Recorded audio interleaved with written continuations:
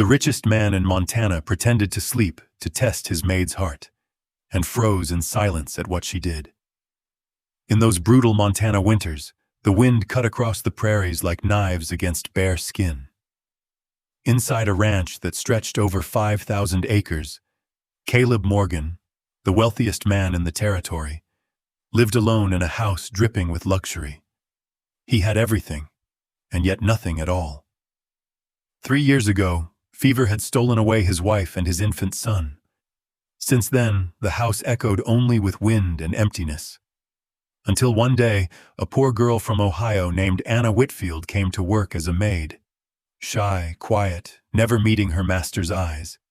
But a single, unguarded sentence one night, "You once had such a beautiful family," stirred something in Caleb's stone-frozen heart.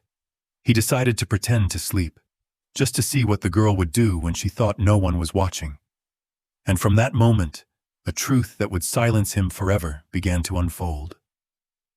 Winter winds scoured the Montana Valley, slicing the skin like 1,000 tiny blades.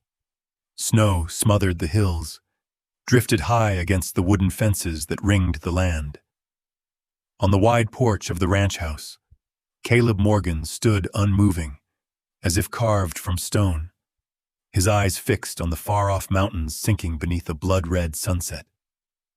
The sky blazed like spilled fire, and yet the colors only mirrored his heart. Bleak, frozen, hollowed by loss. Caleb was 32, though grief had aged him beyond his years. His broad back, once praised as iron-strong, now bent under memory's weight. Folks spoke of him with envy, owner of 5,000 acres and thousands of cattle, rich beyond reckoning. He had what most men only dreamed of after a bottle of cheap whiskey. But none of it could fill the invisible void that haunted his every step. 3 years earlier, death had knocked cruelly at his door. A fever swept the valley and took Sarah, his gentle wife, and James, their baby boy, not yet 1 year old. On a damp, gray morning, Caleb had buried them both beneath the cottonwood tree behind the ranch, where soft grass always grew in spring. From that day on, he was never the same. The grand house, dressed in rare goods from Denver, Kansas, even the distant East, had turned into a prison of memory. Persian rugs, glittering crystal lamps, leather-bound shelves. They only sharpened the silence. Beautiful but cold. Bright but lifeless. No fire could chase away the chill of a heart that had lost its family. On the porch, his boots creaked against the planks, the wind carrying the scent of wet earth and iron snow. Caleb breathed deep, letting the sting in his lungs remind him he was still alive. Yet even pain was not enough to banish the ghosts. Closing his eyes, he saw Sarah's laughter in the kitchen, James's tiny hand clutching his finger. Every memory cut deep, like blades under the ribs. Work in the fields, land deals, new fences. None of it drowned the silence that stalked him home each night. The sun slipped behind the mountains, the last red streaks fading into purple gloom. Caleb gripped the porch rail hard, fighting the weakness in his knees. Wealth, power, land, all of it meant nothing. Money could build fences, buy cattle, sign contracts worth millions. But it could never call his wife and son back from the earth beneath the cottonwood. A black crow wheeled across the sky, crying its mournful note, and Caleb saw himself in its lonely flight. Turning at last, he pressed his hand to the heavy wooden door and admitted what he had long denied. The only company he had left inside that house were the ghosts of memory. 3 years had stripped him of everything but a shell. Rich, unyielding, respected, yet hollow to the bone. And in that winter dusk, Caleb Morgan understood. He was no longer running from pain. He was simply standing still, letting it gnaw at him day after day. Inside the cavernous house, where every step echoed like thunder off stone, Anna Whitfield moved quietly down the hall. Just 20 years old, small-framed, in a plain brown dress that blended into the dark wood walls. Her worn shoes made barely a sound, as if she feared even her footsteps might disturb the heavy silence. She had come from Ohio 3 weeks earlier, with nothing but a patched-up suitcase. Life had been hard enough before, but the Morgan Ranch overwhelmed her. The rugs, the high-hung lamps, the walls lined with paintings. It was grander than any place she'd ever seen. Yet no warmth lived here. The house felt like a palace stripped of laughter. To Anna, Caleb Morgan was a figure both commanding and unreadable. From the first moment she saw him, she knew he was not a man to be approached lightly. His eyes were dark and deep as a well, his face carved hard, never smiling. She always lowered her gaze in his presence, speaking softly, briefly, as if afraid her voice might trespass. That evening, Mrs. Henderson, the housekeeper, told Anna to bring supper to the study. Her heart pounded. She had never crossed that threshold before. Balancing the tray and shaking hands, she pushed the heavy door open. Caleb sat straight-backed, staring into nothing, the lamplight casting a pale gold over his face. He did not seem to notice the food. Anna placed the tray gently on the desk, ready to retreat, but her eyes caught on the painting above the mantel. A young woman in a white dress, cradling a child, eyes as soft as spring water. The lamplight brushed her smile, so alive it seemed she might step from the canvas. Anna's chest tightened. A wave of pity swelled before she could stop it. Words slipped out, no louder than a sigh. You once had such a beautiful family. The moment the sound reached her ears, she flushed hot, panicked. She turned quickly, shutting the door behind her as if she'd committed some unforgivable sin. But behind her, Caleb had heard every word. His cold eyes flickered, unsettled. For the first time, in years, someone had looked at that portrait and spoken the truth of his loss with genuine tenderness. In that instant, the timid maid had planted a seed of curiosity in the heart he thought was forever stone. If you were here, whose side would you stand on? A. Caleb Morgan, the wealthy man hollowed by loss. B. Anna Whitfield, the young maid with a sincere heart. Or would you choose differently? Share your thoughts in the comments, so I'll know you're still following this story. The Montana night stretched long and silent, broken only by the moan of wind through wooden fences and the soft patter of snow sliding off the ice-crusted roof. The sprawling ranch lay buried in darkness, its oil lamps casting only faint glows from a handful of windows. Caleb Morgan, restless after a long day of wrestling with lifeless numbers in his ledgers, could not sleep. Rising from bed, he descended the staircase, meaning only to fetch a glass of water to quiet the heaviness in his chest. But halfway down the hall, he stopped. From the kitchen's half-closed door seeped a dim yellow light and a soft voice. Not Mrs. Henderson's, and certainly no one else's. It was Anna Whitfield. The young maid, believing the whole house had surrendered to sleep, was speaking to herself as she worked, her hands sunk in a basin of cold water. Caleb leaned against the wall, listening in silence. In the glow of the lamp, her small frame seemed fragile. Strands of pale hair had slipped loose across her brow, her shoulders trembling as though each word cost her strength. Tomorrow, I must rise earlier to sweep the hall again, she murmured, voice no louder than the wind outside. Mr. Morgan never says a word, but I know he notices. I can't be careless. I can't let anyone think I'm lazy. The trickle of water mingled with the winter gusts rattling the shutters. Her voice quivered as she went on. Papa believed the West held promise, but the store failed. Debts swallowed us whole. I've nothing left but these hands. If I hadn't been hired here, I might have ended up like the other girls, forced into a saloon in Denver. Her breath hitched, then a sigh. At least Mr. Morgan is fair. He doesn't shout, doesn't look at me like I'm dirt. But his eyes are always far away. I wish I could do something, anything, to chase that sadness from him, if only for a moment. Caleb's hand tightened on the doorframe. He had never imagined such earnestness behind her quiet presence. She was only 20, stripped of nearly everything, yet still carried enough heart to think of another's sorrow. He turned silently, retreating to his study. And there, a thought struck him. Tomorrow night, he would sit in his chair, feigning sleep among his ledgers, waiting. He wanted to hear more of the words Anna trusted only to the dark. For within her trembling voice, he had found something that stirred the frost around his heart the following night. Caleb's study glowed faintly with lamplight. The fire had burned low, leaving only embers in the grate.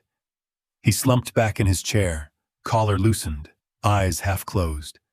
He forced his breath slow and steady, a man who might be mistaken for asleep after too many hours with his books. The hinges creaked. Soft footsteps crossed the room. Caleb did not open his eyes, but he knew it was Anna. She moved like a sparrow, careful and quiet, a tray balanced in her hands. She cleared the dishes one by one, pausing when she stood behind him. A hesitation. Then Caleb felt a light tug at the thick blanket draped over the chair. Her hand, small and cautious, lifted it and settled it gently across his shoulders, as though afraid to wake him. Warmth, foreign and unexpected, spread through him. "You work yourself to exhaustion," she whispered, barely a breath. "But all that work won't bring them back." Caleb fought to keep still. Her words cut deeper than any blade, striking the wound he carried in silence. Anna's gaze shifted to the portrait above the mantel.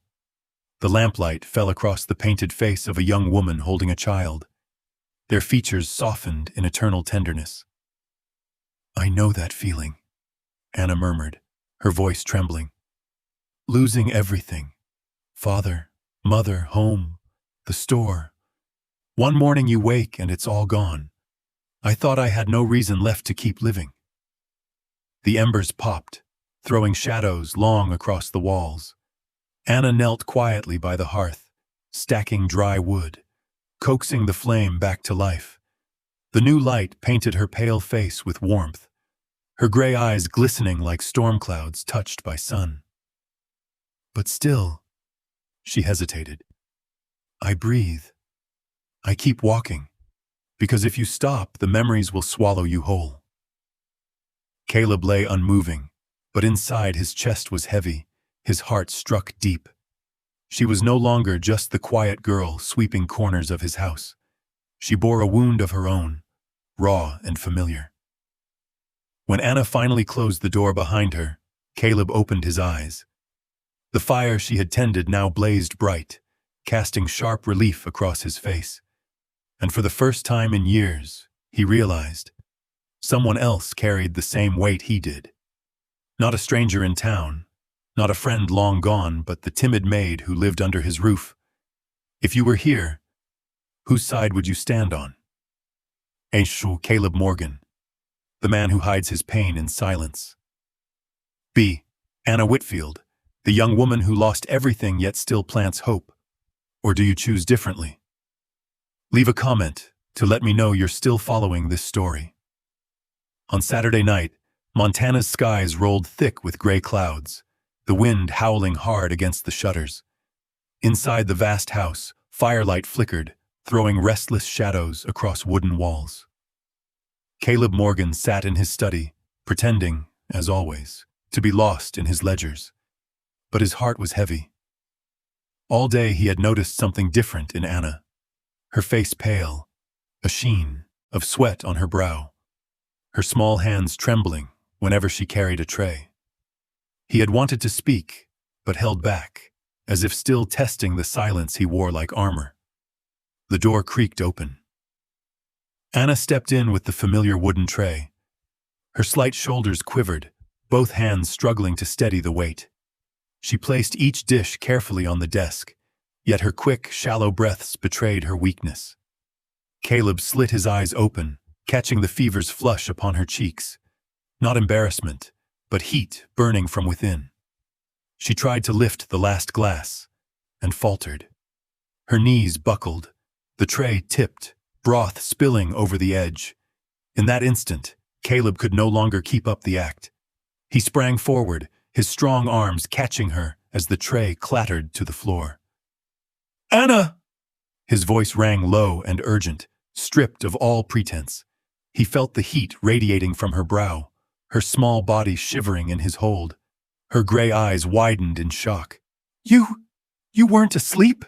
she stammered, as if she could not believe the man she thought so distant was now carrying her.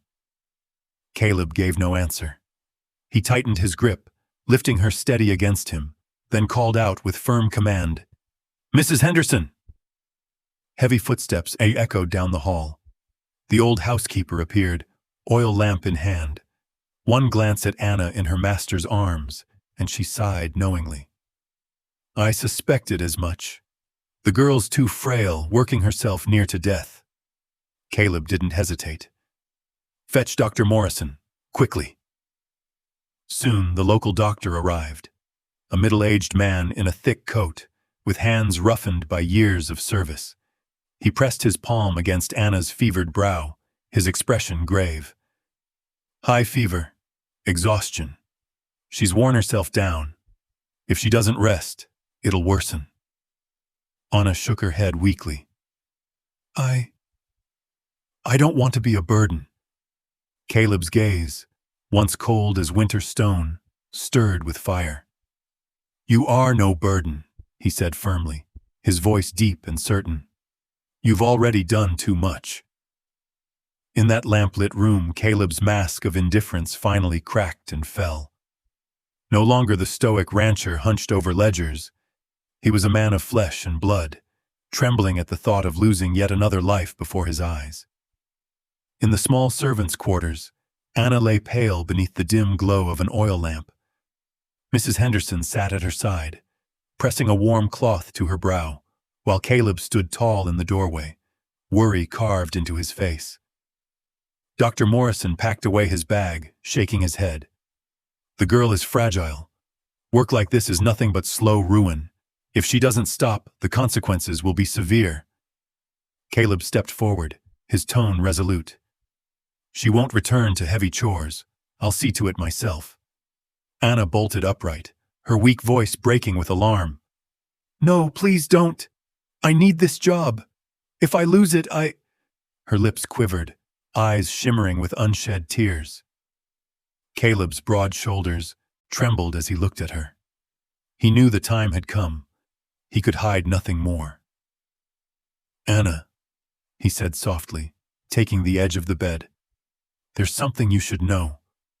These past nights, when you thought I was asleep, I heard it all. Every word, every breath." Anna froze, color flooding her cheeks as though she'd been caught in a forbidden act. She covered her face, voice breaking. You heard? Oh, I was such a fool." Caleb shook his head. His rough hand laid gently over hers. "No, Anna, not a fool. Those were the kindest words I've been given in years. You saw the sorrow everyone else pretends isn't there. And that moved me." Her gray eyes widened, lashes trembling with tears. For the first time, she saw Caleb not as the cold, distant master, but as a man who had gone far too long without comfort. His voice lowered, warm, steady. "From today, you won't wear yourself thin with endless chores. I'll give you a higher post, a gentler one. Call it a reward for your kindness." Mrs. Henderson gave a slight nod, but Dr. Morrison, as he adjusted his coat to leave, cleared his throat. His sharp eyes flicked to Anna. "Whitfield, isn't it? I recall that name in Ohio. There was some scandal, a family downfall, if memory serves. You left in quite a hurry, didn't you?" Anna's face drained of color. Her hand gripped the bedsheet tight. She lowered her gaze, silent, but her silence spoke louder than words. Caleb frowned, sensing that behind the timid maid stood a story yet untold. The oil lamp flickered, casting Anna's face in shifting light, at once innocent, yet shadowed by secrets. And Caleb knew then. What stirred in his chest was no longer just sympathy. It was a deeper hunger, an aching need to uncover the truth. If you were here, whose side would you stand on? A. Caleb Morgan, the man who dares to face the truth. B. Anna Whitfield, the girl burdened with an untold past. Or would you choose differently? Leave a comment to let me know you're still following this story. The Montana sky collapsed into a sheet of white. Wind roared like a wild beast, hurling thick snow across the valley. The ranch disappeared beneath the storm, gusts hammering against wooden walls, rattling the heavy window frames. In the chaos, Caleb Morgan pulled on his thick cloak and stepped into the blinding night to check on the herd. He knew a storm like this could kill dozens of cattle if the barns weren't secured, but he had underestimated nature's fury. The gale froze his breath in midair, snow climbing to his knees, each step sinking him deeper into ice. His horse reared, terrified, screaming into the wind, then tore loose and bolted, leaving Caleb stranded in the endless white. Warmth drained from him quickly. His hands turned numb, shaking without feeling. Every breath seared his lungs like broken glass. He staggered forward, straining for the faint memory of the ranch's outline, but the storm devoured all trace of it. In that blur, faces rose before him, Sarah and little James, waiting on the far side of the dark. A cold thought crept in. Perhaps fate had come, and he would fall here in the snow. But inside the house, one person had not gone to bed. Anna heard the storm's shriek, saw the barn lantern snuffed out, and dread seized her chest. Without hesitation, she threw on a thin cloak and plunged into the blizzard. Snow cut her face raw, boots sinking deep, but she clenched her jaw, following nothing but instinct. Through the flicker of her lantern, she caught a staggering figure collapsing into the drift. "Mr. Morgan!" she cried, but the storm swallowed her voice. She rushed forward, catching his heavy arm. Caleb's face was pale as marble, lips darkened with frost, body trembling near collapse. With all her frail strength, Anna pulled at him, dragging step by step toward the faint glow of the ranch house. The wind knocked them down again and again, but she never let go. At last, she wrenched the door open with trembling hands and hauled Caleb inside. She dropped to her knees beside him, chafing his frozen hands, pressing her cheek against his skin to share what little warmth she had. Her voice cracked, near tears. "No, don't leave me like this. You have to live." The storm screamed outside, but inside, the sight of a fragile maid fighting for the life of Montana's wealthiest man shone like a small flame defying a giant tempest. The fire crackled weakly in the hearth, casting gold against the walls.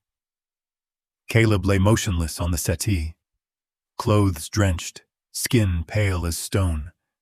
His breath came shallow, ragged, as if one more gust might steal it away. Anna sat close, never ceasing to rub his arms, his hands, sweat dripping down her brow, though snow still raged beyond the windows. She leaned in, pressing her body for warmth, gray eyes glistening with tears, yet fierce with resolve. Don't leave me," she whispered, voice breaking but clear as a vow in the night. "You're all the hope I have left." Caleb drifted on the edge of death, the world fading. Her words pierced through the ice, wrapping his heart. In the shadows of his mind, Sarah and James appeared, and slowly gave way to Anna's gray eyes, burning with desperation and devotion. Her small hand clutched his tightly, trembling but unyielding. She whispered again, as if silence itself might take him. "On the day I came here, I had nothing. No family, no home, only fear and bitter memories. But you You gave me shelter, gave me a chance to stand again. If you leave me now, I'll have nothing to hold on to." A hot tear slipped from her cheek onto his hand, and Caleb, whose heart had been frozen for 3 years, felt it stir, beating against the ice. He realized he was not the only one chained to grief. This girl, frail but fierce, was fighting her own shadows, and somehow they had become each other's anchor. The night dragged on, but his breathing slowly steadied. He remained in haze, yet one truth burned clear. He was no longer the only one in need of saving. Anna needed him too, not just as her employer, but as the harbor where she could still believe in tomorrow. The fire flared bright in the hearth, illuminating the fragile Maid, clutching the powerful rancher's hands as if holding on to her own hope. And Caleb, in the depths of his fevered haze, understood. At last, he had found a reason to live. If you were here, whose side would you stand on? Oh. Caleb Morgan, the man who discovered for the first time that he was someone else's hope. B. Anna Whitfield, the fragile girl who dared to cling to love to keep the one she needed alive. Or would you choose differently? Leave a comment to let me know you're still following this story. Spring returned to Montana. Snow melted into trickling streams that wound through the valley, soft green grass pushing up where ice had ruled. The air grew gentler, carrying the scent of wet earth and wildflowers. After a merciless winter, folks finally found reason to laugh again. That night, the Carters held a barn dance. Lanterns swung from the rafters, bathing the wide room in warm gold. The fiddle sang, boots stomped in rhythm, laughter rising above the wind outside. Men wore worn vests, women twirled in patchwork dresses, all eager to shake the frost of winter from their bones. Even Caleb Morgan appeared. His presence sent murmurs rippling through the crowd. The wealthy rancher, who rarely left his land or joined in gatherings, now stood among them. Clad in a black coat, boots polished to a shine, his stern face drew stares. Yet his eyes sought no one but one figure, Anna Whitfield. She lingered in a corner, dressed in a plain blue gown, hands clasped tight, gaze fixed to the floor, as though wishing she could vanish. She wasn't made for noisy crowds. Amid the laughter and color, Anna looked like a shadow, praying no one would notice. But Caleb had noticed from the moment he stepped inside. Every shy movement, every awkward glance. She was no shadow to him. She was the only light in the room.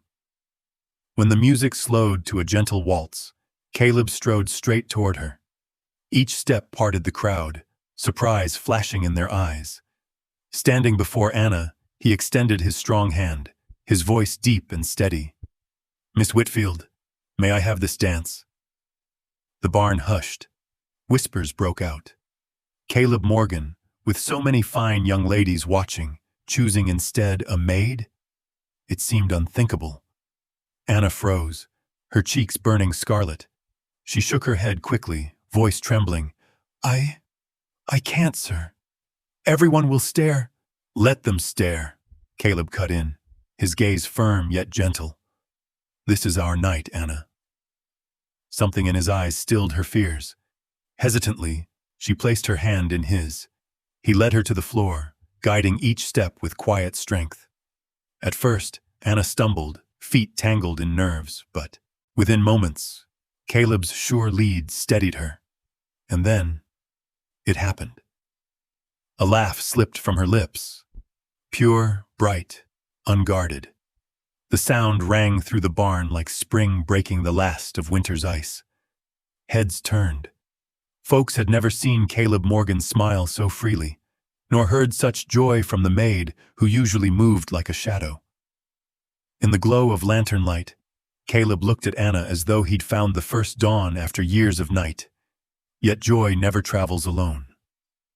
By morning, whispers spread across town, at the saloon among the cowboys, at the little church on the hill. Everywhere the same story. The Morgan maid is reaching above her station.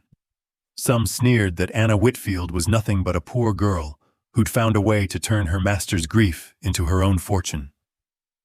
Others scoffed that Caleb Morgan, wealthiest man in Montana, had grown weak for a slip of a girl with pale hair. Every word cut Anna like a blade. At the market, she felt the stares, some sharp with contempt, others cold with curiosity. At church, women who once ignored her now fixed their eyes on her until she lowered her head in shame. Caleb paid no mind, carrying himself as though none of it existed. But Anna's chest tightened with guilt. She feared her presence would stain his honor, piling new scars atop the ones he already bore. That night, when the ranch lay quiet, Anna sat alone in her small room. Her trembling hands folded what little she owned into an old cloth bag. A few patched dresses, a worn Bible, her mother's handkerchief. Each item packed was like tearing away a piece of her heart. Tears blurred her vision, dripping onto the rough table. She whispered to the silence, "Better if I go. He deserves peace, not shame because of a maid." Just as she tied the bag shut, the door burst open. Caleb Morgan stood tall in the frame, his shadow swallowing the lamplight.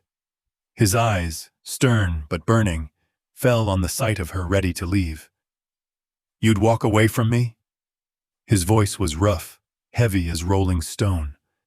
Anna startled, her hands shaking. "I don't want to bring more trouble. They're talking, saying I—" Caleb stepped forward, gripping her shoulders with unyielding hands. His voice broke from deep within. "They've taken everything from me before. Sarah, James, my family, my faith.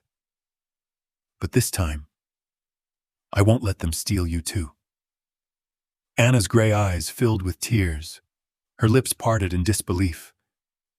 Before she could answer, Caleb dropped to his knees on the cold wooden floor, his large hands clasping hers tight. His voice was raw, trembling with resolve. "Anna Whitfield, stay, not as a servant. Stay beside me, as my wife." The little room fell still. Outside, the wind still whistled, but inside, Anna's heart thundered. Tears spilled down her cheeks as she covered her mouth with both hands, then slowly nodded. In that moment, every whisper, every cruel word beyond those walls ceased to matter. If you were here, whose side would you stand on? A. Caleb Morgan, the man who dared defy the world to keep his love. B. Anna Whitfield, the girl willing to sacrifice herself to protect the man she loves. Or would you choose differently? Leave a comment to let me know you're still following this story. Montana's dawn stretched out like a ribbon of gold, soaking into each blade of grass still heavy with dew. On the hill behind the Morgan Ranch, the old cottonwood spread its wide arms, leaves whispering in the soft spring breeze. It was here, 3 years ago, that Caleb Morgan laid Sarah and James, his wife and son, to rest. And it was here, on this day, that he chose to begin anew. The wedding was simple. No trumpets, no grand display, just a few close neighbors and trusted friends. Wooden chairs lined in 2 modest rows, dressed with sprigs of wildflowers gathered fresh from the meadow. Quiet, reverent, as if even nature itself held its breath. Caleb stood before the weathered stones, his hand pressed gently to the faded carvings. His voice, low and steady, trembled as it carried, "Sarah, James, forgive me. I never thought I'd stand here asking for another beginning. But I know if you could see, you'd want me to live on, not buried in the shadows. Bless me, and bless this girl. She has brought the light back to my life." The words, raw with truth, hushed the crowd. Mrs. Henderson dabbed her eyes with a kerchief, while Dr. Morrison nodded, as if sealing Caleb's vow himself. Anna stepped forward in a plain white dress. No lace, no fine trim, just simple cloth. yet it shone brighter than any silk. Her hands trembled, but her eyes were steady, fixed on Caleb, the man scarred by loss, but the one she chose as her shelter. When she reached him, Caleb took her hand. His large, work-roughened palm enveloped her small but steadfast fingers. In that moment, rank, wealth, and station vanished. Only two wounded souls remained, finding each other beneath the tree that had borne witness to both death and rebirth. The minister opened the good book, his voice deep, carrying into the vast sky. But for Caleb, the words blurred, fading against the sight of Anna's face, the sound of his own heartbeat, and in his eyes, once only darkness and grief, gleamed the fragile promise of a new dawn. The vows rose with the rustling leaves, sacred words spoken in the open valley, beneath the cottonwood that held both memory and blessing. Caleb looked into Anna's gray eyes, trembling yet resolute, and repeated with iron certainty, "I, Caleb Morgan, take you to be my wife, for richer or poorer, in sickness and in health, until death parts us." Anna's throat caught. She tightened her hand in his, answering softly but firm, "I, Anna Whitfield, pledge myself to you. Through storm or hardship, I will hold this love until my last breath." A spring wind stirred, whispering through the branches above. The cottonwood's leaves rustled as though Sarah and James themselves were blessing the vows. Caleb closed his eyes, feeling their unseen presence. He knew deep down they were smiling, granting him the right to move forward.